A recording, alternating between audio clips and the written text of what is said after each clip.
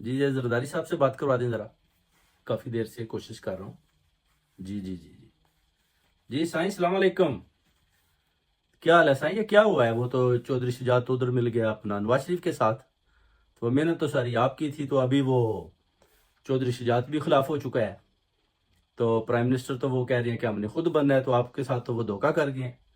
ہاں جی، عمران خان صاحب نے تو بولا تھا آپ کو کہ آپ آدھی حکومت ہم چلا لیتے ہیں تو آدھی آپ چلا لیں، تو آپ بھاگ گئے تھے، تو ابھی آپ کے ساتھ بھی دھوکہ ہو گیا ہے.